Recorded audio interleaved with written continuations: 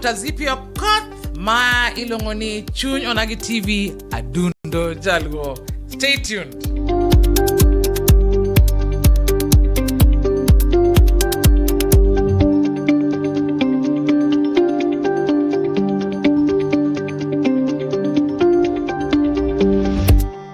Hi guys, anilungani Dr. Zipio Koth ajasigana, award-winning storyteller. Totali kaboro dwe mara pagachiel abro bedogi show milungani Beauty Beyond Bra Series. Koro mano wabro time Kenya National Library Services. Akwa ini mundi chop kanyo kikideki. Ka ingi nyalo donje Facebook kaja chande. Kata Instagram iranga Zipio Koth ibro nugi kama keto kanyo ero mondi moro godo chunyi. Wabro keto nugi mora about that show.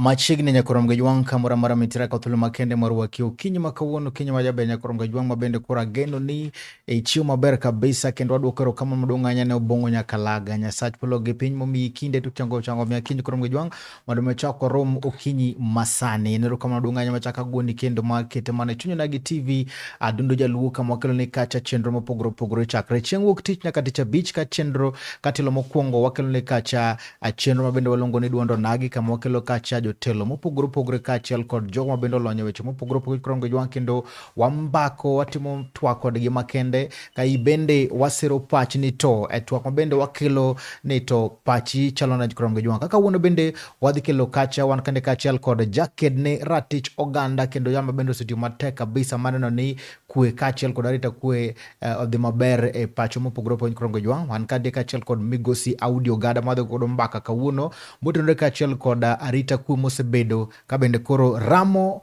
wi Oganda ma chutho to jogo mabende koro dak alwora ma Kisumu County kachiel kod jogo mabende koro dak Kisumu County mae twak mabende wadhi bedo go kawuono koromga jwang maka thul makende marwaki mondo donje twak kendo wago mbaka ne to ang'o manyalo tim mondo oneni arita kwe maber oketi okenge mabende nyalo konyo Oganda mabende koro dak Kisumu kod alwora mare mayudo ni gin arita kwe maber koromga jwang mekete mana kan Chuny Onagi TV kama ta Chuny and Steve James nyakwar nyaronyi wano kosomo kacha sadegi daka paga beach tarik 27 dwe mara buru igagana praroga beach koromga jwang wadhi chaka kandia ka thulu makende marwa kiponone dwa otika machuok nyalo no ote mari Chuny Onagi TV Facebook page Chuny Onagi TV YouTube page Chuny Onagi TV TikTok page wachaka machiegni migosi Audi Ogada kapule makende marwa kini Steve chiwo maber chiwo maber awinji chiwo maber paro ni Nyasaye emonyalo duoko ne erokamano donge omiyo nafas kendo kawuono mwanyalo goyo mbaka kwa wache weche ma ni alwora ma marwa modak duoko erokamano Abadukero kamano madunga ahinya kuom chopo e studio kendo wamor kabisa nikech wasegombo manyi lakini idech lakini wamor ni chopo kawuono ng'amo manya hinya chieng' no yude titere honeymoon kura hope ni kanga tieko en honeymoon moriere kata kama ang' nobed honeymoon wa akara timo mondo bed honeymoon ma be nyalo bedo honeymoon donge onyalo wuok kaka honeymoon yes to wachako ga kama nikech ma en Chuny Onagi TV Adundo Jaluo wero ga nikech kata bende joluo bende gin gi chike gin nikidhi kamoro to bende irwaki maber kabisa to negi twero ga timo gimiluongo ni nonro jakanye wuod kanye town ka motin kisenyiso ng'ato ni and Steve to kopiny lakini dala kidhi to wacho ni ma wuod ng'ane maka ng'ane nyiso ni to migosi Audi Ogada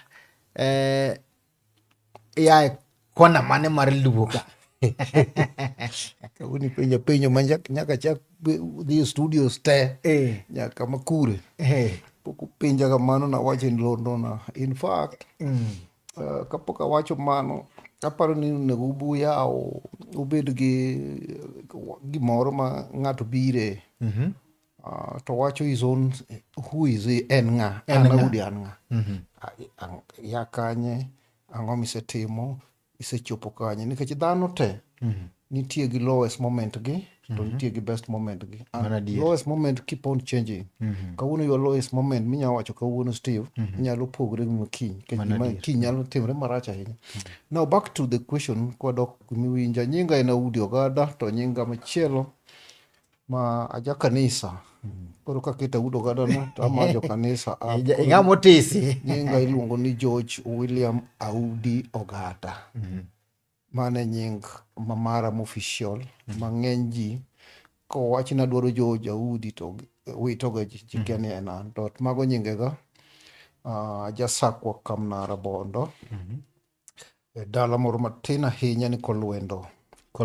North Sakwa. An okeu Kano Orongo School. Mane kama mama na onyuolie. An nyakwar Kisumo, baba na monyuola miluongo no Ogada ni min mare a Kisumo. Ka tieko diaga kanyo. Kora jasakwa anyakeu Orongo School Kolwa, anyakwar Kisumo. An gi mon ariyo. Gi nyithinda 7 plus. Koro plus go. I'm sure ni plus nitie. But manyalo account. Manyalo account. To gin nyithinda 7. Nyiri nitie gi, chuo be nitie gi, moko bosetho. Mane an.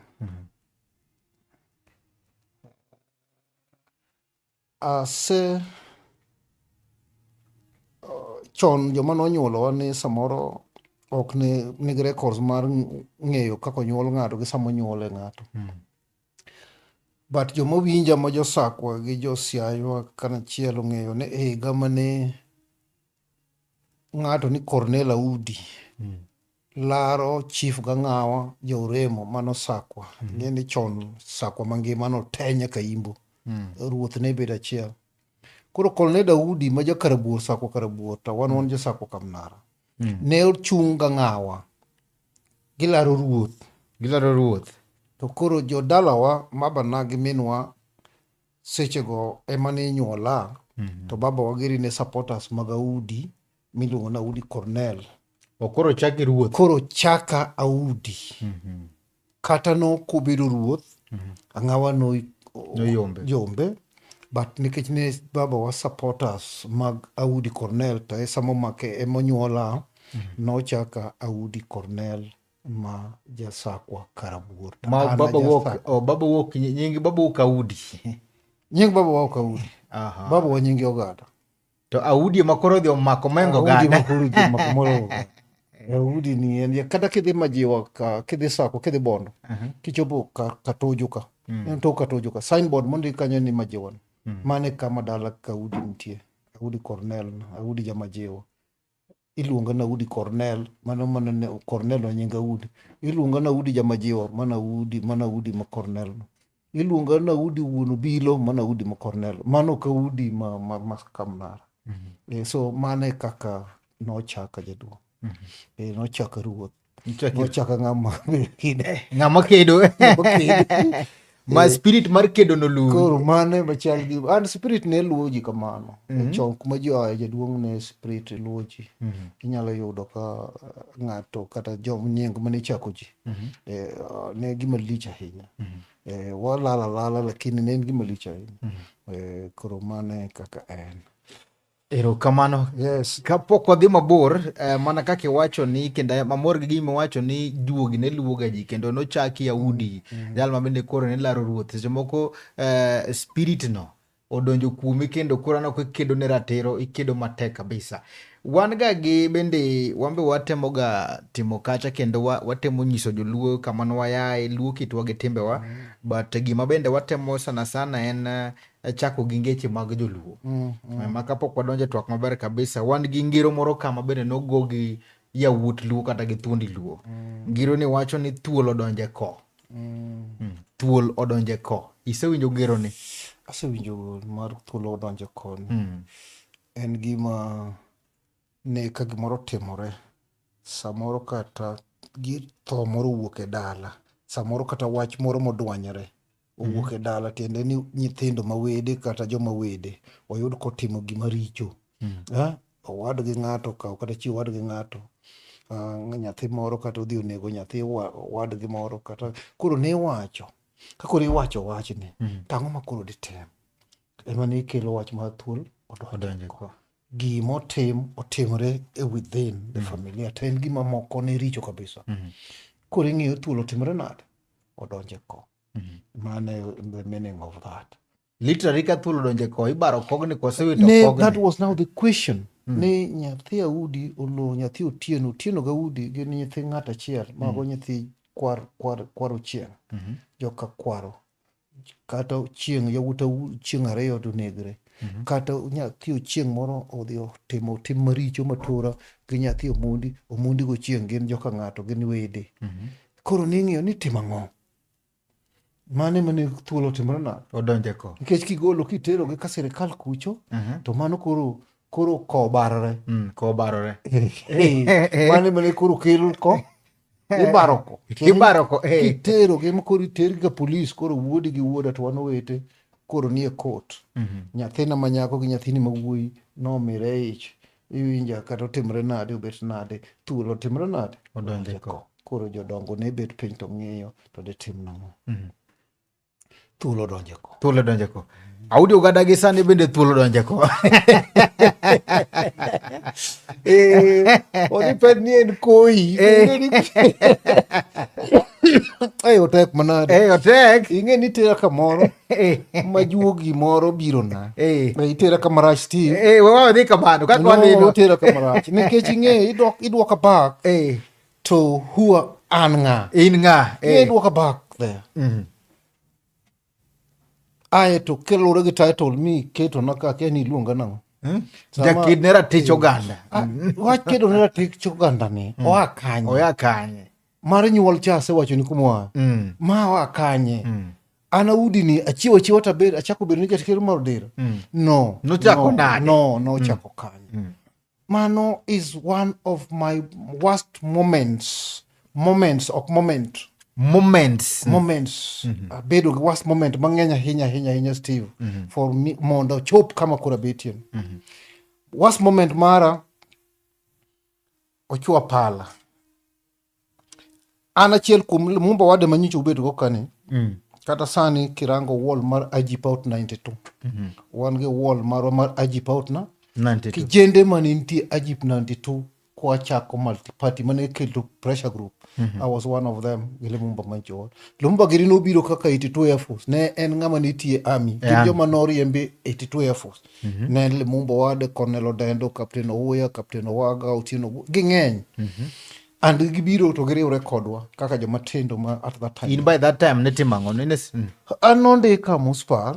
Natiye muspal. Makanya. I remember. Mundi Kisumu Municipal Council. Natiye muspal Kisumu ma nandi owuor gima doho. Ema nondika nade nakia nandi owuor nakia madoho. But naja volleyball, naja pera, nyan booster, nyan mana nyadunde volleyball. Tong inga mane dendi opong. An mana tingo mpera, iluongo ni booster. Booster mane tingo to jowago madongo yewi maboyo ka director ni. Rethe. Koro karejo, koro ka onge to karejne. To gimbe giywak ng'ama bor makoni, ng'eni ni bede dier. Ng'ama bor matkoni, gi ng'ama bor makoni. Sasa adwa ni kiyudo tip mimiye. Nyakoni dwa ni miye back toes. To jakocha be miye miye forward. Koro kiting'i maber to kimiye ng'ani tiwinjo ka ng'ani dhaw to ka ng'acho dieme maber mogo piny tiwinjo ka pap timore nade. Papuo. Koro ng'acha miwuonde an ma ting'o ni to timore. Okuoni. Okuoni. To ine mitimo tich matek. Mane koro ndika go e tich. Nekech intermunicipality sport no chaki at that time. To jo municipal ne onge players. And especially booster. Koro ne chuno gini nyaka gi kawa monda dhi agochi. Mana kaka nchi winjo ishu mar kia Kisumu Day no fila ngogi. recently nichi winjo games moko ka ni ke kelo na koro no kawa gi jo municipality ma gocho adhi first inter municipality mwa win kendo the next year koro no wadhi Mombasa second year round ko na tamora samani ka wini na yudo ka pudi ne gimora mora man koro ka tieko school asomo Nyamasaria primary somo Muslim secondary timo college mara Nyanza Commercial College diero ginga tindo onge kanyo so ne ane college kore mokawago katimo sports ema nondika ge municipality kaka ja sport in fact nondikwa ji mang'eny ndalogo kata goro ronge ni nondika ndalogo oimbe giri nondika jo mang'eny koro municipality nondiko mane momiyo nondika though goro ronge to ne jo football so mano is part of my back because sama nindika ni to piny bendo chiek for multipartism Jaramogi ni under house arrest Odinga ni under house arrest piny clamor for change around 91 92 so eka koro an bende ni koro adonje among youths mane nitie ma wariwre idonjo kosi bedo recruited ukawi nitie donjo to gi gemo. At that time there was no recruitment and I take mondo yud recruitment kech kata mna buon goya gini ne koro olemo wade grege ne koro Jaramogi giri ochiengo neko uma professor Muga Dr. Kiombaka name them ging'enyo kanya luongo gite ne koro ywak ni de bed ni ginyalo yudo jo kende mondo ochung kodgi motegno so ne wachung no wa decide more form a body no form a youth group ma ne wakoro wakedo ne protect group ni luongo ni wa protect ne wachaka kaka security manager mo okay hai maraj kata hai maber ni at that time Saddam Hussein ne jogore gi capital city miluongo ni Baghdad mano nitie Tehran Baghdad capital ing'e kuma nitie koro Saddam Hussein ne jogore gi jo Baghdad capital so because Saddam Hussein ne superpower to jo Baghdad gin joma tindo chalo Goliath koro wan bende wamor gi jo Baghdad so we name ourselves Baghdad koro serikal obedo Saddam Hussein koro serikal obedo Saddam Hussein to wan wabedo Baghdad and later on now we were called Baghdad boys and government no profile wa kaka group mal illegal mal unlawful koro miwa nyinge Baghdad terror gang kiang'ogre go they all profile us and named us but mano noko di tower miyo Jaramogi yudo ka Raila koro ko detention koro ko yudo ka Raila detention in fact Raila gol ka wun mara ni under house arrest ewinja so that is the unfortunate mano kama wabire koro biro mwa kedo ne oriemba tich anya remember no oriemba tich tarik 9 dwe mar 6 1995 and oriemba tich nikech ang'o kedo on 9th June Google my nation kata standard ma 9th June 1995 manya Kenya yo idhi yudo ka headline mar gaset no an mantie both the story and the picture and man by nation and standard mar 9th June 1995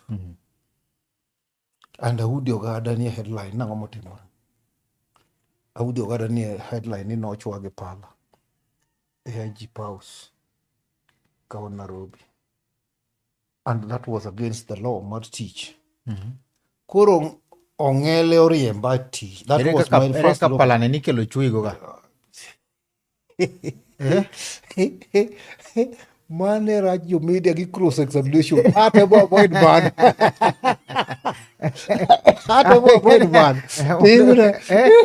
obvio kilinga na jo press ni somo statement somo titie ki kuro kaka idwa golo ni question to question ni magi biro keto anyway ne adhi Nairobi korengo oyudo korengo ni nomaki tarik 8 no tarik 7 orengo maki tarik 7 omake kanowacho ni bot nonego huko Orengo James Agri governor Masiaya ne bi woto ne mago picha nitie kata ni simba ka gina biro oro ne ginegi they are all photos and giga te are recorded documented gik mawacho gi gin gik ma gintie gin e newspaper oywagiri nondiko gi Jono Gosia giri nondiko gi jo media upenda Francis Grino ndikogi.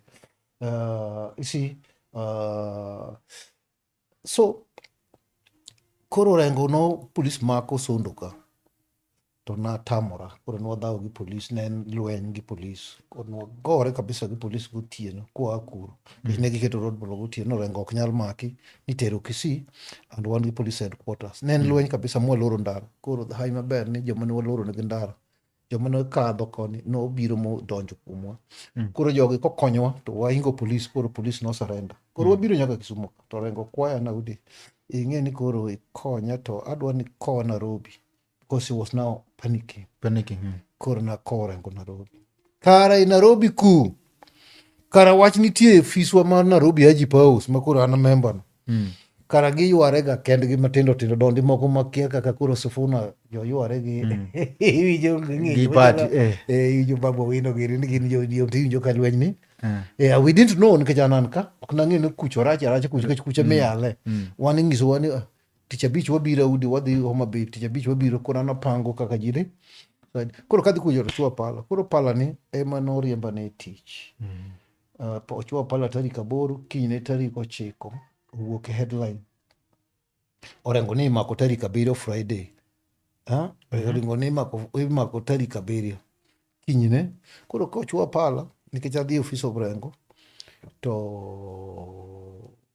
headline magaset ne mokoro rengo ong'elo riemba ong'elo was the town clerk ondiko ne following today's newspapers both The Nation and Standard carried your picture and story that you were involved in a bloody physical confrontation and at worst in an opposition political party.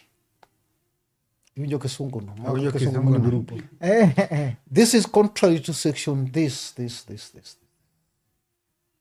You are hereby summarily dismissed.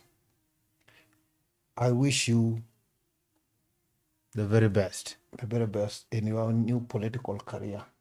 Ni ka atieko ni tauru ni somo that. Tisia. Ergimo okawaji na gine. The letter man gi headline. And I lost my job. That I'm kiwi to teach under that what circumstance. My belief and conviction of me are to teach. You to teach. Protecting leaders. Protecting Orangogiri. I lost it. That is one of my first lowest moment. My other lowest moment, Korogin lowest moment ariyo kanyo moreure. Chua pala was my last one. Ketiko chui pala to chui kama ingeni ni nyalo kata po. Iwinja, mano is your last moment. But within 24 hours, another lowest moment ochako temna na. Chako biro ken. Chako riembi teach. Within 24 hours. Within 24 hours. Tarik 8 chua pala. Tarik 9 riemba teach. After that, koro ing'eni ne unfree. Koro I join jowago fully. Kech maja to ne anyalo pondo matini tich tatimore nade. To bende noyuda ka sama nadhino to ne ane off. Ne ok ane tich. Ne ane off. Ne ane off ma 2 weeks. Ok ne nawuok awe tich ni onego adhi e tich to yuda ka. Ne ane off tadhi Nairobi. Koro bang'e no achaka bedo gi problem mang'eny ahinya. Lowest moment mang'eny. Omiya wacho ni gin moments. Omaka several times. Omaka at one point Meya ma Kisumu ma bende osiepna ma samoro ne wan go e one camp ohile wagore go ko ofis kadisi kanyo bende omaka motera jela ogeng'na for 21 days. Ochako maka ne robbery with violence. Ne osiepna miluongo Norinda. Person kaka koro wawuoyo ni jomoko nogoyo to jogo gin joga. Kaka koro no boya koso moro ni gina ng'ogere. Ni jogo ne gin joga ne gigore Manyata ka ochaja gi robbery gi simo moro ma sagem makabe. No la. I stayed in Kodiaga for 3 months. 3 Charged months. with capital offense. Capital offense. On what gima kia nyaka kawuono mabetie. And joma notera bende ong'eyo nyaka kawuono ni. Unfortunately moko nosetho moko nitie. Those kiriwo mago te kibiro mwagore ko ile kadisi bendo chaja motera koto gotieno moyawna Kodiaga gotieno mot geng'na for 21 days. Police okelo affidavit why I should not be released on bond. Police came up with an affidavit. I remember Gathongo Gomo was the magistrate. I remember Zipporah Mbuvi was the prosecutor, Madam Zipporah Mbuvi. And they brought in 21 affidavit, man, 21 ground why I should not be released. That in a loss of demonstration. Maji no tho ji ne ohinyre geche police ang'wen kia owang kia petrol station moro ne Kibuye Kadaka no wang police moko adek ni gigo no wang adier ni police moko adek ni situation ma rach ohinyre manyalo kata tho matiende ni more serious offenses inyalo preferred against me and therefore cannot be released, and I was not released. I was detained. Those things hapo gigo no timore bedi koranka if we get negative more bedi korani freedom dikorantie kamaji police adeko tho kama giro police not to adir ko sana na no to dikoranka would I be here? Because I would have been charged with those kind of issues. But gimo konya mano de na jalan to konya kabisa. Ja mane gima gadia ni Nyasaye karaber kabisa. Steve mane mubido my turn point bo mi awe siasa. Emo mi okalu bang Raila ni an gi pichni ka abiro ngisi ma wan gi Raila go buro wad gi joma moko ka support ka wan rally an man youth bet. Gimo mi okami oluorengo mano mi ochwa pala mori rio mbotich. Akeni wijo gima wacho. Awinji.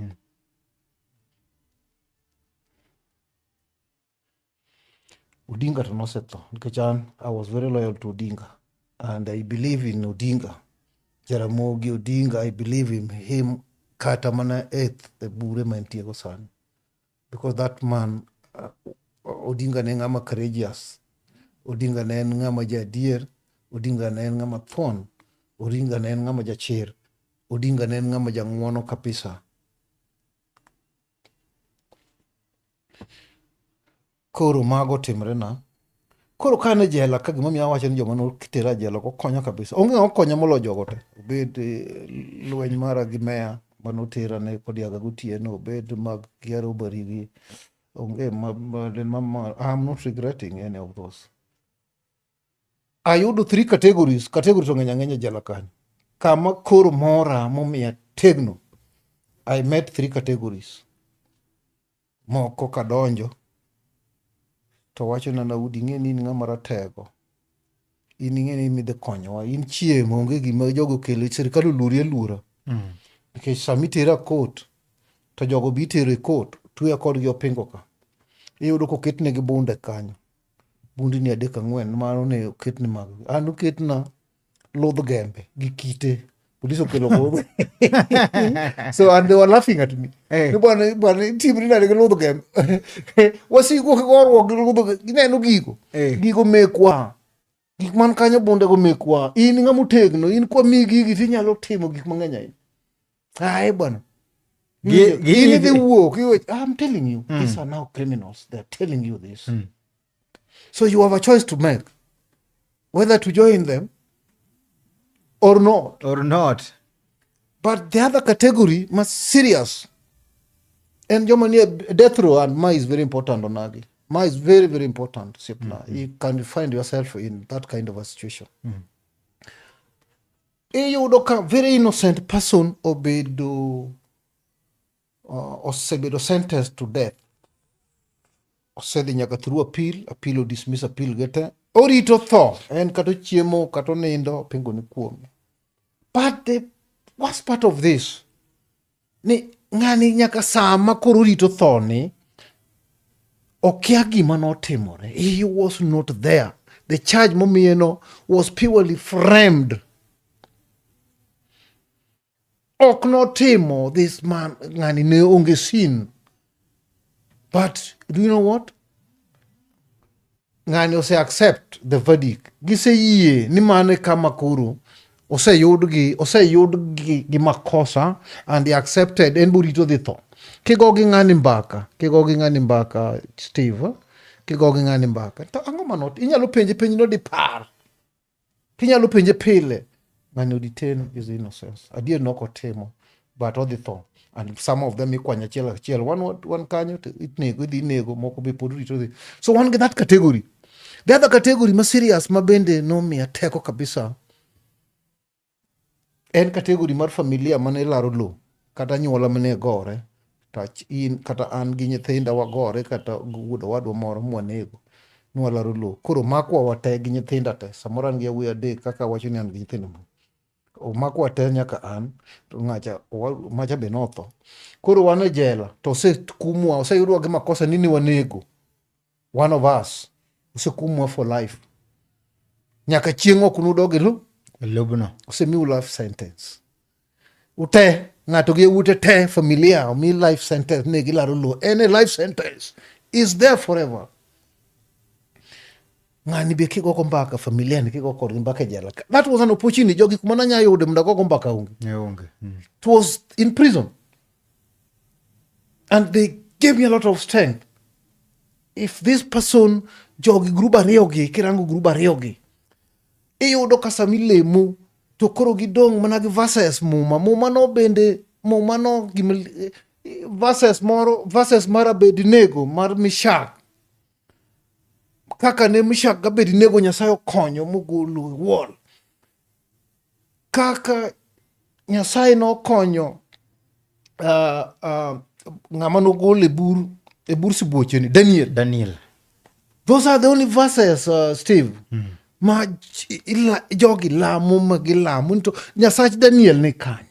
Because that's the only person now. Midongo. Manyalo gologi. Nobody else. The pain. And you could cry. Manaka kineno koro pi wanga do chwer. Inyalo ywak. And I believed. Ne wan gi joma innocent in prison. And they are there. Even as we speak. Some of them are there. And criminals are also in the prison. The third category again, criminals. Criminal, third category, mayode jela kanyo begin criminal. Magin professional, gin group, an association. An association. Gingere. Ko makwa de chel tiwinjo kaka wacho ni ng'ani ngeno nyango se maki biro kelka. Gi prepare kako nyango biro bet. Ko makwa de prepare gi loso ne kako biro bet. That is the world we are. So they are unfortunate with criminals. Iyudo kamoko nigi nyiri mapeyo kabisa man okoka. Mawuoyo gi magistrate, mawuoyo gi prosecutors, makobiro neno gi to duogo ne gi report ni wasetieko gi prosecutor. Wasetieko gi ng'ama kam. It's very sad, but that is the truth. And to them, gin ka gin e court kato gipenjo police penjo ma magistrate magone police mesa, can you answer the question? Don't waste court's time. That is the truth. Aise ni koro criminal sigolo to innocent person to koro dongacha. A criminal is asking a police officer, ni kame ni biro maka ni. Ni biro maka ka in gi bonde hit. Ni biro yudo ojedi. You know, very serious things. To magistrate Gomez, can you answer the question? Ma ingeni in mane yogo tingo ni gini in witness in mi penji. The police. Once the nigga says scare joker, the case is not there. 3 months, 4 months, they are back. Gitimugi. Very sad. And magwa facts. The fourth category, the fourth category, gin joma be no make, cases moko ma to make ni wierach matin. Kori could not face trial. Kori wacho ni okonyal kaw plea nyaka dhi tere madhari, and that time ni tero gimna madhari. Eka chieng' moro dugo timore na. Madhari ka could take even 7 months. Madhari ka could even take 3 years. Kori yudo ka jogi ne kaka no tergi no. Jogo sedak e jela, moko sedak higni 7. 7. Ka ng'ama koro care about them onge. File no se lal. Ng'ama luongo gi for production onge. And gidak e jela kanyo nyaka chieng' ng'a onge. Nyasaye manotira jela no, and I watch his TV ka. Na timo recording mag ji 11 mandiko ne Bernard Chunga. The letter is there. Kinyi nyalo kelo nigi. Andiko ne Bernard Chunga, the then Chief Justice, on ji 11 mano moko sedak jela higni 5-4 to cases gi court no se find gi no se lal. Mane moko banka se a jela moko no bedo released no manya. Biro manya stand ka jogem ma kandi member moro ne jagem kia moro ne kanyo moro ne jakanuka, and that was my departure from politics. That is how I got myself in fighting for the rights. That is why I decided to fight as a human right defender. Just because of those 3-4 category. Mana kamano wada ka break matin ka to duga nya kuram gajuang ka kete mana kanyo kuram gajuang kin kanyo to podwa dhimbele kachel kod twak gimigusi Audi Ogada no ka bende koro historia mabende miwano miye kacha merimo matinya kuram gajuang kete mana kanyo wadhi ka break matin ka wadugu rechalo ka wadhi chako kacha kachel kod ote magi mapota chino ni nan Steve kete mana kanyo dong bago samachuo. Hi guys, ani lungani Dr. Zipio Kota Jasigana, award-winning storyteller. Totali kaboro dwe mara pagachiel abro bedogi show milongoni Beauty Beyond Bra series. Koro mano wabro time Kenya National Library Services. Kwa ini muni chop kanyo kikideki. Ka ingi nyalo donje Facebook kacha chande. Kata Instagram iranga Zipio Kota ibro no gikma keto kanyo ero mondi moro godo Chuny wabro keto nugi mora about that show. Welcome to Johannes College of Medical and Health Sciences, where we nurture your dreams with skill and purpose. Join a community driven by excellence and compassion. Explore certified nursing assistant, caregiving, perioperative theater technology, nutrition, health records, medical social work, public health, mortuary science, medical catering, and more. And now, introducing German language classes for those interested in the Ausbildung program. Guided by passionate trainers, start your journey to a rewarding healthcare career. We are located in Kisumu, opposite Kenya Breweries Limited. Call us on 0739 216 209 or 0727 829 793. Visit us on www.johannesmedicalcollege.ac.ke. Johannes College, empowering health, enriching lives.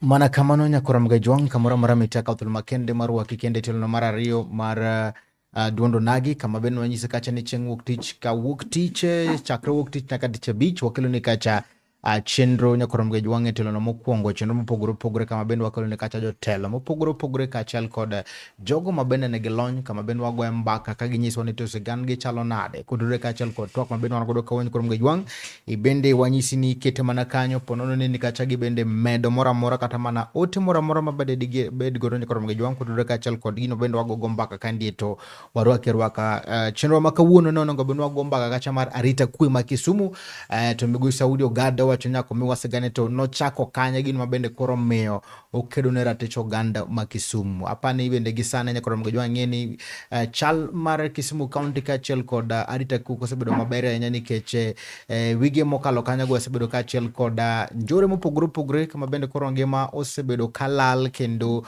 Oganda sebedo kimonjo kuonde mopogore mama mi wan kande kachel kod migusa Audi Ogada kendo temoloro neto angomo nyalo tim mondo miyo weche makamagi kata bende wanene to ereka kenyalo nya timbe maundu kachel kod gigo mabende sebedo ka timoro alwora kachel kod Kisumu County medikete mane chunyagi TV Adundo Jaluo kama bende podwa medo twa kachel kod migusi Audi Ogada wan kende nya koram gajuang yamanda kautolo makena mondo miyo akunga somu ote magni to bende in kanye bende kinyes ni to inenage kanye to twaktiri nade wan kage jeja dero mano the band leader mar Heart Music Band mabende timo ber kabisa e Kisumu County kachiel kod aluora mare idwaro benga maber kabisa, rumba maber kabisa, jogo mabende koro nyalo loso ni kachangolo maber kabisa, wan mana kachiel kod Heart Music Band mabende niluongo gacha ni Berumba International Band koro mge jwangi tel kacha kachiel kod Jeje Adero mabende aneno ko wacho kacha ni unyalo chopo kacha Mamba chieng' tich ang'wen kachiel kod chieng' Jumapil mondo winj kacha rumba maber kabisa kabisa. Erokamano Jeje Adero. Wan gi Bernard Okomo Kochola wacho ni network maber kabisa. Erokamano Bernard Okomo Kochola. Wan kachiel bende gi Zaina Awino machiegni kabisa, Edwin Atieno Waize karibu sana. Wan gi nyar gi jowuoyi bende network kande karibu sana, Valerie Tianga Sunguti karibu sana. Wan gi iluongo ni Stephen Otiwa mwalimu bora owacho ni chenro kaene dala mar Suba, Homa Bay County, wacho ni Amosou Sindo Suba well represented. Amosou Sindo Suba well represented. Karibu sana Stephen mwalimu bora, mano bende jafuambo mtangazaji. Karibu sana amor kabisa. Wudala wankagi kotonda wacho ni aluwo twak makare kabisa, anbe chieng' uluongae atwag kod oganda wa eweche kaka arita kwe, dongruok, somo kodaka siasa kind jende going towards 2027 youths and governance stroke leadership. Erokamano maduong' ahinya Kotonda Evans kuom kete mana e chuny Onagi TV kende. Pod omedo mana dhi mbele koro mge jwang' ponone nigi penjo moro amora kata gino mabende digomba awacho kandi warwake maber kabisa kabisa. Migosi Audi Ogada, ka ng'adi mana matin to twak mabende koro wakelo kawuono motudore kaachiel kod arita kwe ma Kisumu. Gini osebedo katimore nyading'eny kabisa, to iwacho ni nitiere mana kaka bende semeo categories mopogore opogore. Nitiere jonjore ma bende koro gin giwuok oko kata nigi kwelo.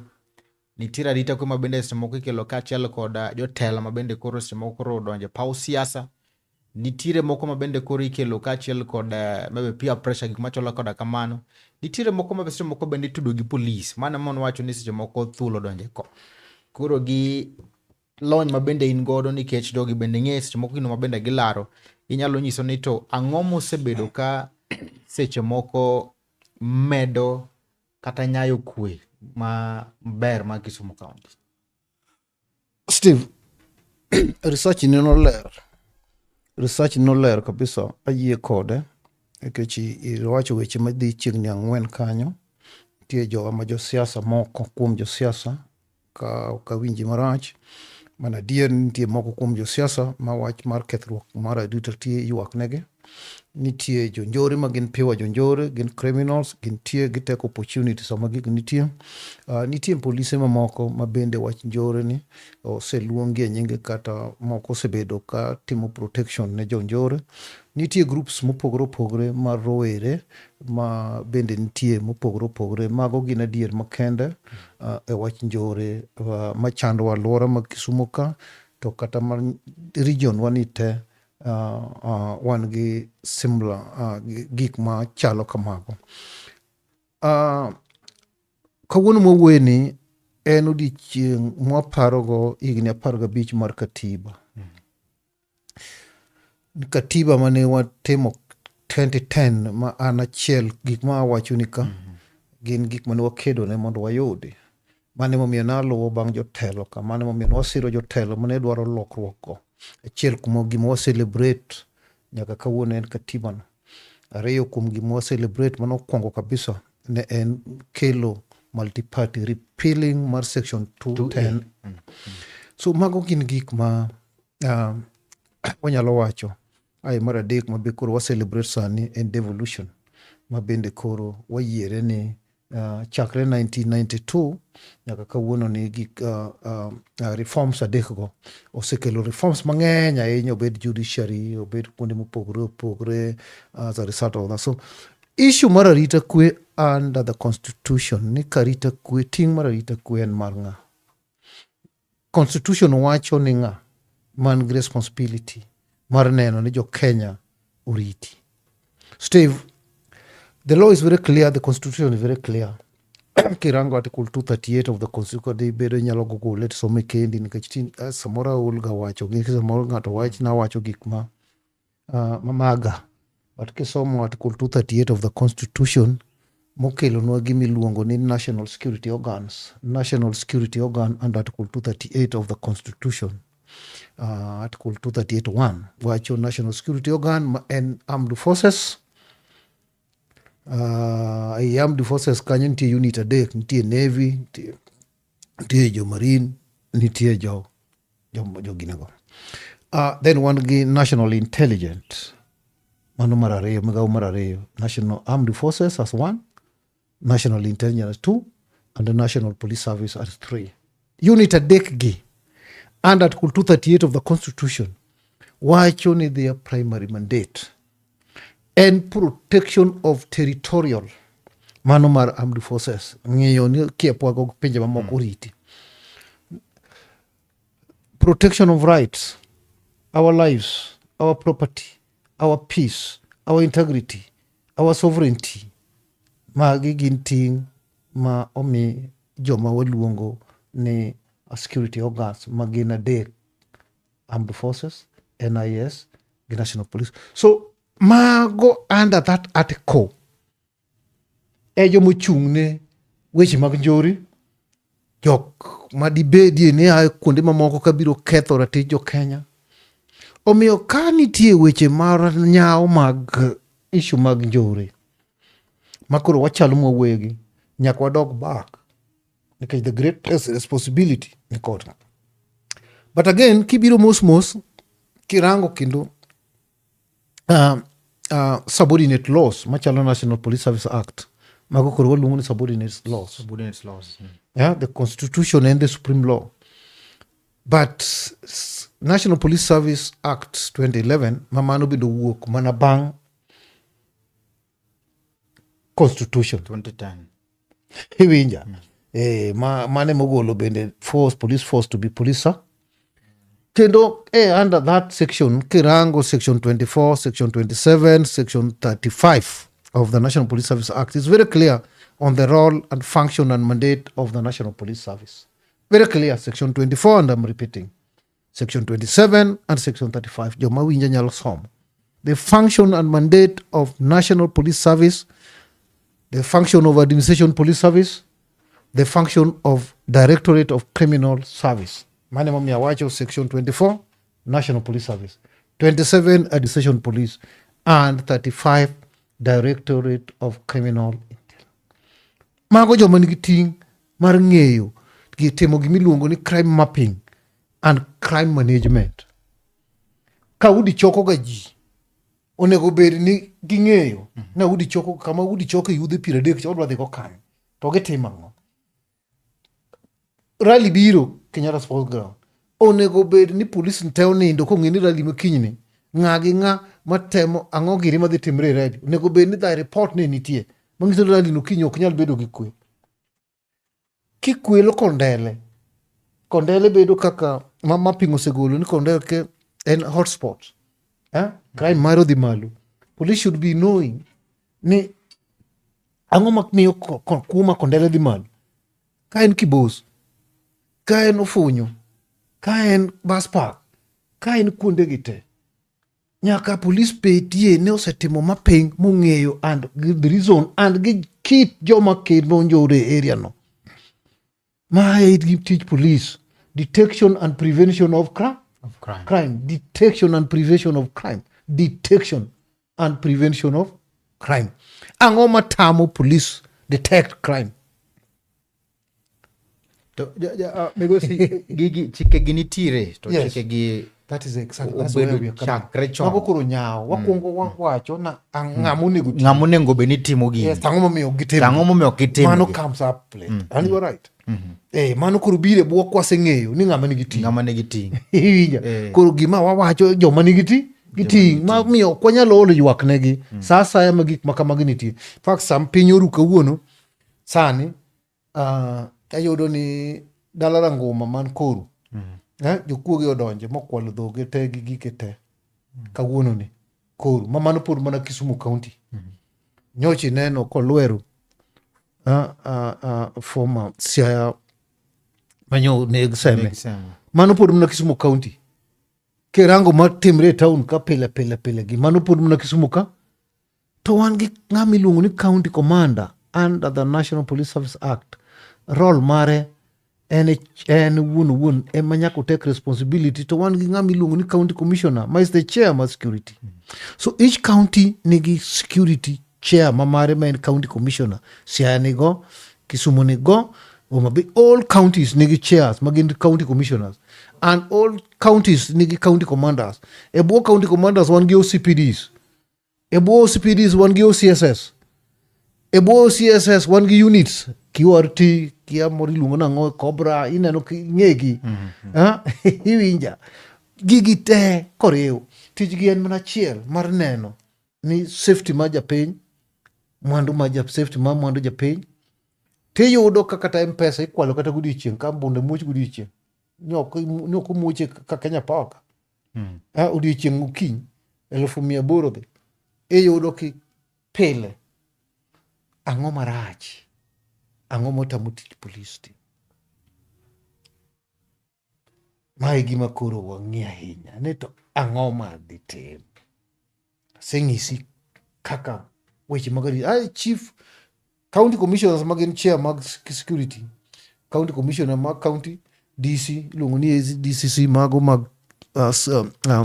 constituencies gin wan gi chiefs.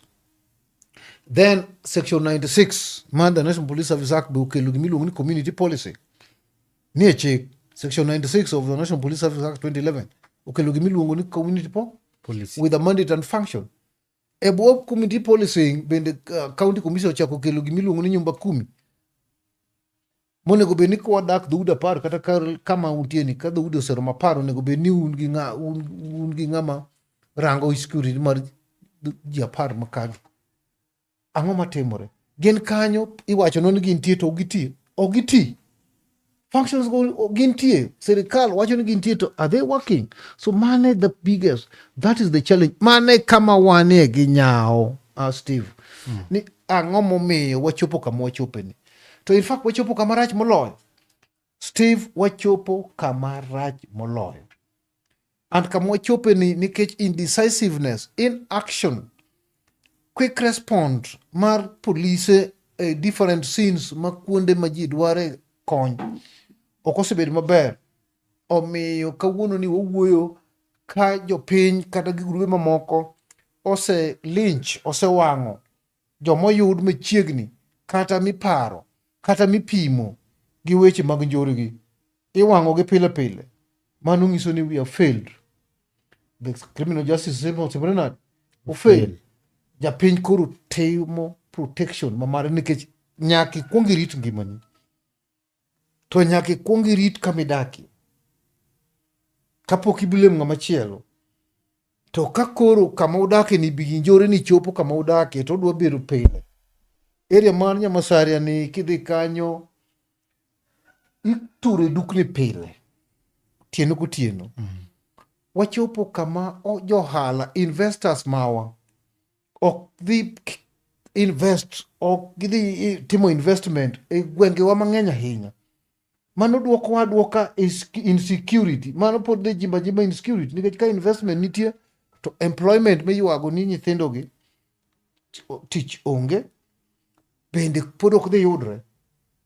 Investment gi ka jogi oringo investors tijno pod ok dhi, mang'iso nang'o ni njore pod itimre nade idhi malo nikech nyithindogi nyaka chiem, nyithindogi nyaka rwakre, moko nyaka bed kendi, moko nyaka bed tim haragi, to giyudo pesa kanye? Ineno ka sani kata kama iti ogol kata ka sub county hospital kama iti kende kikowo kama koko nyaka kondele jomokwala kwale kuriyo ka nyaka kondele iwinja jomokwala kwala kende odiochieng' ma ok onge ma iti migolo gutieno kidhik ka en nochiko Nyamasaria mondo gigo kono round about ka jomosehinyre ahinya ng'eny to ka koro rie kachok mochop Nyamasaria en kama tek. En gima nyaka wawachi kendo nyaka wawuogie motegre, to moloyo jotelo magi number 1 listing ma jotelo, because gimomiyo ang gibed ma number 1 jaduong', and awacho ni leaders wa moyier te issues mag security to koro because it's a shared responsibility. Jotelo nyaka bed number 1. Gimomiyo awacho ni nyaka ang gibed number 1 en nikech sovereign power ma japiny nigo cha kapok japiny o exercise to japiny o delegate ne our leaders. Japiny o delegate that sovereign power mar article 1 cha to our leaders. Japiny o delegate that sovereign power to the arms of government, main judiciary and the legislature. Iwinja.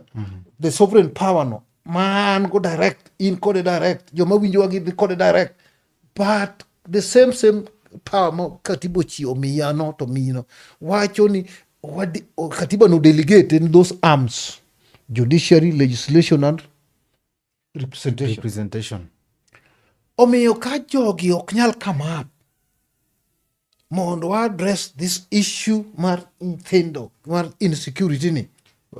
Jatelo dipo ni population kata Kisumu grow gi population mang'eny mata mojogi manage. Insecurity ni ok en Kisumu kende. Siaka chale nade. Ni Homabay ka chale nade. And when we are talking about security, waketi nyaka political thuggery, it is insecurity. People are dying. Political thuggery machalo man kunde gi neno kata Migori, neno kata kunde mamoko ma kata kiwe thurwa manyansa ka, some of the areas gintie. En war ma the government is losing. They are losing a war against crime. The government is becoming subordinate. The criminals are becoming more bolder. They are becoming more bolder. Ni nene kuni Nairobi jomoko attack ango CBD gango. And people are being robbed gudichi. Mano Kisumu. It's happening there. Jo Kisumu because nene ka Nairobi. So it's not a county problem. It's a not national problem. A county problem. But then kapok ochope county, kik warit mondo country no lose. Wawach marwa. Marwa wanyalo timo. Because it is with us. What can we do as a people of Kisumu? So it begin with us. Yes, it's countrywide. But what are we doing? Nyochi neno recently Nakuru. Mombasa ineno kaginti. But direction magino de no. Emo mi wawacho no overwhelm the jomawa wamiyo palm roteman. So emo mi leadership ma Kisumu kaka koro governor. Give the leadership. Onego waluong key stakeholders, including all leaders. Nikech some of these groups, police Luoro, because they are leaning. Nitire group no police Luoro. But that is the truth. Are you saying, Steve, ni police okong'eyo ni groups ki, kech gilando gin gintie, police lando gin gintie. Are you not kata mana jo Kenya National Commission nicho Orlando magi? To kata mana jo iluongo nango timo kundi NCIC, National Cohesion and Integration, bende nicho lando ni vikundi nitie. Magilando Kisumu ka nyaka namba mag grupego. To are you saying ka selando gi kamano? Gikia leadership mar jogi. They know the leadership mag groups. They know. One gi organized groups to one gi non-organized groups. Like a penje like the organized group ginana groups gi angoma ere ka gin gi way magi sustain godo gi sustain go. Kenya ka fund bende kanyo wangin wan gi groups wan bende gi communities bende koro kelo groups like vigilante bende wan go bende koro bende tema mondo miyo one gi bonsas we modi gym. Bonsas nitie Kisumu ka modi gym. Those are facts. But now then koro wan gi miluongo ni mbogis. Mano bende is another group. One be luongo ni dimbo. So moko coordinated, moko uncoordinated. Uncoordinated, yeah. How do we deal with coordinated ones? Nyaka pogre how we deal with the uncoordinated ones. So groups go kagina anonymous, gin groups mongere kabisa. They know. Because they are no longer group ma operate gutieno. Gin po operate nyaka rudichi. Group ma operate gudichi ngalanga gi yawo. They are visible actors. They are no longer invisible actors. And therefore, it calls for an effective multi-agencies We have to bring multi-agency on board. Mondo we discuss kaka wanyalo the way forward. Multi-agency in the sense, seche moko police omakogi, to police onge gi evidence. Ma meet the threshold. Ma ODPP nyalo prosecute gigo. Then we accuse the ODPP. We accuse the court. Nikoto wegi. Yet the threshold for somebody to be taken to court, ngani nyaka bedi ni or commit an offense. An offense must be recognized by law as an offense. As an offense. Can you injure? Awinji. So there cannot be an offense which is not recognized by law. And there must be a report recorded under the OB and with statements and with complainants. Ibiro yudo ka gik mang'eny matimre gi mang'eny gi te adier seche moko didok kendo back to police, maybe samoro nyalo dok ni police matin. Ibiro yudo ni ng'eny gik mineno timre gi gitimore to kochopo OB kochopo statements to ng'ato ni simbe kwal en koro kodwa dhi ndiko statement. So that case otho kanyo. Ng'ato ne ng'a nyathine en koro kodwar notim postmortem. There is no case. Kata komak ng'amo nego nyathino ok nyal bedo case nikech postmortem ne ok reveal gima nonego nyathino. It ends there. Ng'ato kwal simbe. It is happening on daily basis.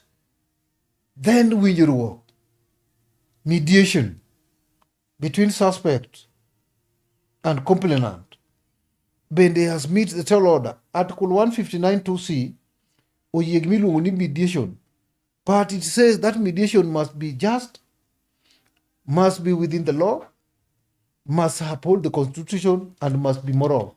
Ka penji Migosi Audi Ogada, gi bende lony ma bende isebedo godo kwa bende wang'iyo seche moko bende county seche moko ma bende koro kwe nyalo bede.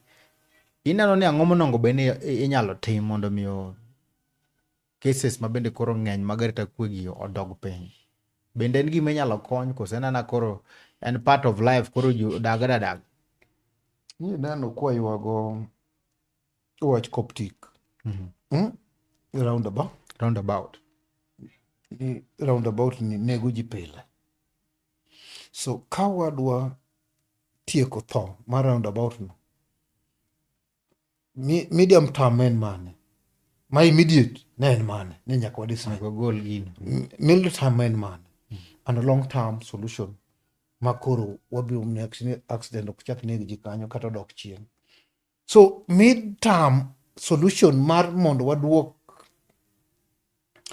issues mag criminal activities, issues mag brutal killings, and a serious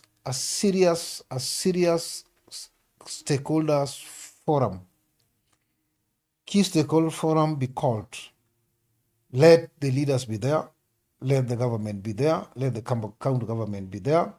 Let everybody be there. Show that we identify the issues. That is a long-term what? Process. Is it possible? For ni kinyo wakete kaka a short-term solution oknyal. Mondo kinyo pinyo runi koro jite yude te ubed man no mitich oknyalre. But then kata koknyalre mano wakete kaka long-term mondo gibed rolled. Short-term to money. That is what the leadership should come up with. Nyaka wayiere mitingono ni short-term manyalo miyo wabed gi kwe ma nyithindo gi ok negre, nyithindo gi ok neg ji, nyithindo gi ok kwal ji, nyithindo gi biro chopo, and aparo no si chopo. Kama jo middle class and above, and I want to repeat that. Jo middle class and above maparo no dak maber biro chopo kama ok giwuok e ute gi ka gidhi kamoro. Nyithindo gi biro dhi adhiya kuro, biro dhi ka chieng' magrie mulimani gibiro riayo to umiyo gi amiya, because they will ask you kuma ugoli. If you will be waiting for police intervention, it will be too late. You will not, because you can see kaka gik moko timre sani. That is where we are. The leaders must foresee that. Nyaka ging'e ni nobody is safe. Including them. aya giwe mo gi act sani mondo kin siasa chakre wadonje 2026 next year. How many deaths are we going to encounter? How many midima? It is going to happen in their own kagineno kama. So we must sit and have a way forward. Kaka wanyalo deal, kata wanyalo duoko chien. Ka penji kategori moro ma bende koro polise bende koro ji osechako mino gi chilo motudore kaachiel kod bende arita kwe. Gin ma bende in kanane banda ka ne utimo winjruok gi polis kachacha. Achiel guom gi ma bende nyalo nyiso ni to that's very important. Nondro no dhi nade. And a peace mediator fully trained by kituo cha sheria. Also an adjudicator ayalo. And kawane situation ma wantie no to mokwongo wakwongo waneno ni kwe obid mondi. Kechi ka grubu ni wakucha go pengi ni kaka giringo gidhi nyaka town hall. Gidhi nyaka ka police to odiochieng' go panga gi gang'o. Machielo be chokre kosewinjo ni mako wuok gikwano namba jok ni jok wuok jedi ni gin ji 200. Gin be gichoko ji 400. Gin bende gibiro.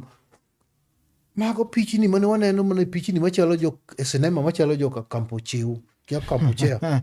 Iwinja, mago movies. What we used to see in movies is with us. And leaders are there seeing, police are there seeing, I'm seeing, you are seeing them. And some of them, the journalists are not safe. Neno manyo attack Gachagua kwa kocha. Journalists were part of the victims. Serious situation. Serious situation. Omiyo winjruok manyo waketo nyoro nyok en winjruok mar ni kik mak jomuneko. Our resolution was very clear. But winjruok was ni Jacob manyo head team mar jo boda CBO. Manyo mano members gyodhi onego nyithindo ka. Mondo produce members go nyithindo manyo neko manyo la. Because they are their members. They must take responsibility. And that was, we were very categorical on that. Group machielo manyo wuok kadhi wang office. Manyo wacho ni kia group ma support boy akot. Manyo dhi wang office. We were very categorical and told boy ni boy jo manyo neko manyo dhi wang office ni. Nyenge gi yor wach gi ka. In fact, in that meeting, the names mag joma nunego nyithindo gi were mentioned. And leaders gi no yie ni mano member wa. For example, Jacob no yie ni nyathi miluongo ni kia iluongo ni ngawa en leader mar gi mag security manyo nego mani luongo nekni. Joma no wang'ot machie ki nyathi miluongo ni ngawa boy bo yie ni mago gini ma boy wacho ni od no dhi gero but joka to Omaki. Said it. Makata dhoge record nitie. Bo ngane bwana machielo ma head ma CBO ni bende wacho ni nyathi mane head of security manyone go wacho. Otimnade. So we are saying ni action mokwongo and peace. Mondo grupo wuok kadhi manyre udi to giwuok. So okay, ang'o milaro ka in between this there group? Was a lot of things manyo wuok and I am happy. And kanye makura donge gi problem gi serikal. Iwinja jaduong. Gimina ni penja ne. It was the saddest part of that meeting. Because each group was mentioning and giving numbers. The group makochote. For example, group boy ni were giving names. Mag group machielo chose nego katose tungo. With obvious number must have been reported. But group were also accusing this other group with the names. Majo moseto gikaka gise. Okay, nango. Okay, itongo nango. What came up there was ni, for example, Kayande president, Kayande Rambe Morid Watima, that came up as an example. I watch in the kitchen, Kokado watch manyo ko watch. But manyo watch it was on record. Rambe Morid mancho jo tukotemo. So boy was mobilizing for people to no the cow jo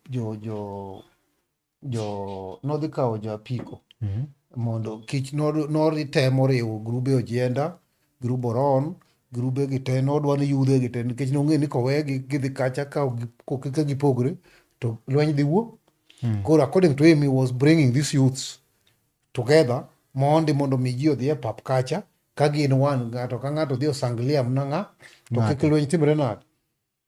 Awinjo. And that was coming out clearly. Koro nokawo jo boda moko ji 100 to ko inform the leadership ma boda. And so the leadership ma boda man Jacob was protesting ni boy nyalo dhi kawo joge nade. Ene kako dhi kawo jo boda odhi go kacha without passing through him. Ineno. So it was political. Mano is the issue. Koro boy ogolo pesa. Ogolo M-Pesa transaction. Kawacho no osemiyo ga Jacob pesa ma over 300. Ogolo yao kitu. Ni bwana donga sega mi pesa ma karomo to 1,300. Jacob kuno transfer mbele police. Koro mano no miyo mondo tim gang. Mondo samodwa ga joge gi, samodwa ga ni joge obi. To miyo ga Jacob. Koro kanyo odhi moko miyo Jacob. Koro this time to no kokadh through. Koro this time to no kokadh through. No dhi direct. Koro ng'acha nene ni oma jogi power, oma joge, okawo jogi odhigo. Nikech kachal gi gima. Koro cheko kale. Koro cheko kade. And that came out clear. Maboy ni embe oyudo support. Koro that means ni it's lweny wuok kid jo siasa. Boy owacho maber. And I'm mentioning him and ang'eni ni TV ong'eyo ni nyo owacho ni en mobilizer. Mobilize kendo en otiyo ne government. Said ma ok nyal bet nodwa kadho kuom ng'ato ka gimoro dwa timore kata jotuktuk owacho ni un madong uchungo jotuktuk dong un manija loso nu an manija kelo nu welo jotuktuk yie in jasibioni dong asemi utuktuk manyien ung'e kuma ni tuktuk wa dong asemi piki manyien njo ka kelo nu piki basis ni osemi ung'e kuma gole. Koro udwaro ni kama ka kelo nu taber kama gine to. So that is what is jostling. It is power jostling. It is and it was coming up. And that's why I said ni bwana boy chung nibika declare uruka ni kwe nitie monde. Declare ure mbele waka ni kwe nitie. That is the role I played mondo declare, which they declared. So I told police ni jogo se declare ni kwe nitie and we are now watching you. Joma gise mention gite ka kunyal mako within 3 days, then we will have problem with you. Nikech onego be ni koro ka kucho osebiro to osemiyo police the freedom mar make sure ni gimako ng'ata ma obedo mentioned. Okay, the names were read there. The names were read. Both joma tho, joma ni hospital were also read. Joma tongo gi maneko, the names were read. And it was coming from both sides. Nobody contested. So the victims gi koro to itimo nang'o? The victim came up in the meeting. Yes. Kaka mama ma nyathine poni muchari manye dwaro 20,000 for postmortem mondo tim. Men be koro nyodwa kawo nyathine mondo we say no. The money must be given to that woman mondo tim postmortem. Nikech once ni postmortem to ng'ani ng'ama miye koro. No, then part of agreement. Kamogole pesa. Ne wayiere ni postmortem nyaka tim ang'o? We were two options mar manyo ne mama no pesa kata wuoyo gi county government mondo waiver mar postmortem otimnade, because it is possible, it has been done before, it can be done. So mano nyowawe ni postmortem nikech ka postmortem okotim to ng'acha kata maki to ng'eni onge case. Onge case. So it's one way of nego case. People can certainly postmortem mondo tim mondo case hola mbele kacha ging'eni case dhi bedo niyo uto kato weni ng'ano maki. Because death of that nature gima wuoyo sentence makelo sentence en gima doctor owacho ni nonego that person. And once it's not there, the death gina ok nyal stand. And mage gik ma temore ka ji luore for kada mna ot manye igero manyo boyo yie ni mondo jogo miye quotation. He said there miye quotation kinyota cha gero ki my believe ni no chake nyora kya koda poka winjo yo. And everybody was pamo including jo nyaka jo manyo gore go pamo ko wacho no gero So if you never can wait any kind, no, en otiyo ne sirikal. gipamo jomanyo ni boyo gine makoro nyidhi nekien gipamo ni buoye ni ono idhi ger kino chak gero kiny miya ukute so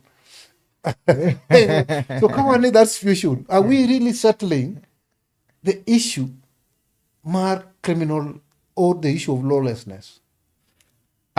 Ka penji nikech iwa mention ka CBOs to mention ka grube mondo a CBO bed recognized ni joge nyaka bed registered to mana kaka bende achiel kuom empowerment ma bende sirikal wacho ni ok ginyal konyo ne individual ongo bende gibedo into that empowerment mondo omiyo gikel dongruok. So any dongruogni the youths bedo into groups with a mind ni en mind mar riwogi mondo omiyo gikel dongruok. But aneno gimoro ka ni is either groups gibedo manipulated o ka gi riwre agenda monengo bane gitimo cha.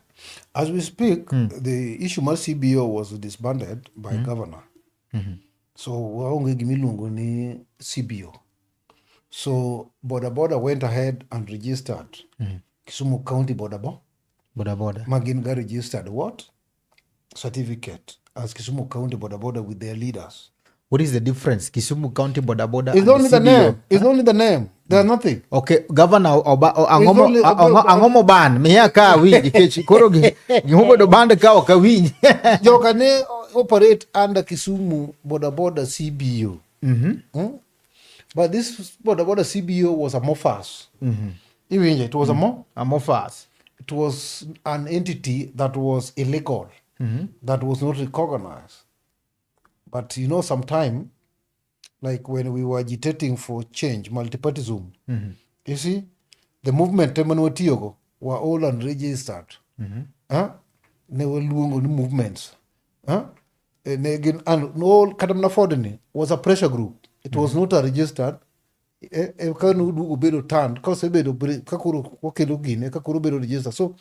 the group mana mofas no. Now because negi seti mutimemori cha henya. The name makuru negi change this from CBO to giduogo ne Boda Kisumu County bo. Koro name ne mo band issue ma CBO kata kanyi duogo CBO kanya to gidwa winjo kata mate. No, we are not CBO. CBO yeah.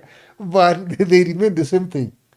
Ineno kata title mark chalo kaka the prime minister ineno gima Musalia Mudavadi timocha. Cabinet kia secretary.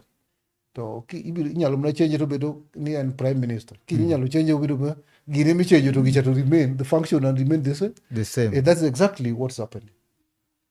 Wow. Ay, kura magajwang weche liet kandi maratari to bende koro wan kande kachel kod megosi Audi Ogada. Ponono ni tend county ma Kisumu winji. Ang'o manyalo nyisogi? Tend Kisumu nyo wase wuoyo kata gi speaker. I spoke to speaker yesterday. I spoke to Bwana Kisema is the PA mar governor. I spoke to Minister Waziri Urimba, one of the county ministers.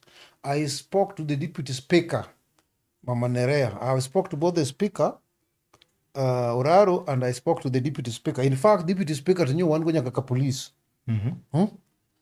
Mondo wa watch mondo governor or convene a security meeting. Maen giteko. If you look critically, king of the law as it is, Kidango National Police Service Act, Section 41, Mother National Police Service Act, it is clear that the governor has a duty, all governors, they take under Section 41 of the National Police. In fact, Guinea chairs max security in respective counties under at Section 41 of the National Police Service Act. Kendo governor nigiteko mar onwun chair the meeting or kill one of his ministers to chair the meeting. But our point, governor appoint Jauchiel to be in the security meeting. Jauchiel, a youth, one person from professional, 2 members of the county assembly there, the women rep, one of the women representative, and Jauchiel, National Police Service Inspector General Police, nigi roles appointed young men. My county county commander is a member, county director of intelligence is a member, county director of Marjo National, my DCI is a member. DCI, county intelligence, county NIS. Mago members, I give county commissioner. Mago from the national government. Ginjedi. To governor chair. Governor chair. Read, it is sit there. But Kuru jostling. Emo tamre this mondo be implemented. Jostling ni national government feel ni mano gidi devolve ango. Gidi devolve issue mag security and function ma. Kuru gino ni kanyin law to unge implementation. That is what it is. Bende mana chel kom gigo mabende koro Yeah, they can get National Police Service Act 41. Koro mana you are mantie. In fact, those are some of the weaknesses. Ma wan go mommy insecurity. Nikech governor made be chairman mari security ma security ma Kisumu. To wan gimo penjo governor tango matimore. To penjo county commander, to penjo county commissioner. Dikoro people to members be nitie kata un bete yeko. Those were part of the reforms that were recommended. Wapinja ne kineno gisani before kata our constitution ma 2010 devolve government ne giarita kwe mantiere sani ere ma chandruok ng'eny ahinya ma kose moro cha Wacha ni kwe mpejo no maber. awacho ni ya jal ma bende koro no fight ne constitution bende koro everything has been devolved wacho ni security ma bende koro wan godo sani ne. Do you think ni devolution ma bende wan godo ne in terms of weche mag security bende nitiere kaka okonyowa kose en bende onyayo weche mag arita kwe? Nitiere gimomedo kose nitiere gimogolo? Kirango functions. Kose gina written to Kirango functions mag county governments. Te. Nitie moko ma onego bed ni jiwo weche mag arita kwe. Issues machalo mag security lights, mago koro mag police, mago county governments. Onego bed ni neno ni street lights. Kamora mora street lights ni tie mago mano jiwo arita kwe. Onego bed ni kuonde moko mogere udi mobedo abandon. Inyalo yudo ka nitie area moko Kisumu ka ma kuonde moko ema ji be nyithindo maninja gi kata ma jokuoge gi odakie. Even nitie areas moko ma very serious. Kuonde motimo mudho, gitimo mudho in the first place. Bang'e gin gi ute ma ji abandon ma ikawo kata ji dhi bedo raped iye kanyo. And it is happening. Mago tich county government. So county government has a bigger role to play to supplement issues mag insecurity. Inyalo yudo kata kaka Kibuye ka samoro ji gore. Inyalo yudo kaka bus park ji timore nade. gore. Mago gorruok magi kelo insecurity, but actually gin areas ma county government onego bed ni otimo gik monego tem mondo mi lwenje machalo makanyo go makelo insecurity nyalo bed. Kibuye ka ineno ka ji osetho. And okinyal blame police to some extent, though police comes in because again, but again gik milaro kanyo to en directly under county Under county government. So mago nyao mantie omiyo if I answer you yes, nitie nyao mantie from with our county governments, especially kata Kisumu ka, on issues mag jewo weche mag arita kwe. They have a role. Erokamano maduong' nikech sa wanyalo go mbaka nyaka kiny ano ka en gi full information nikech sa ano ka onego bed ni walosa Audi chieng' moro ma bende koro wang'ada vipengele gi matin tin to ka bende nyalo bedo maber to seche moko waluonge kata mana county commissioner wago mbaka kin kode ka ndi to ipenje to wani to ang'o ma thuolo thuole modonje ko. It is better for them to be there. Actually, it is always the best.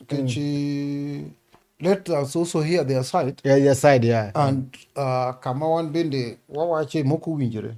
Nikech andonge kama biro wacho ni moko winjore nikech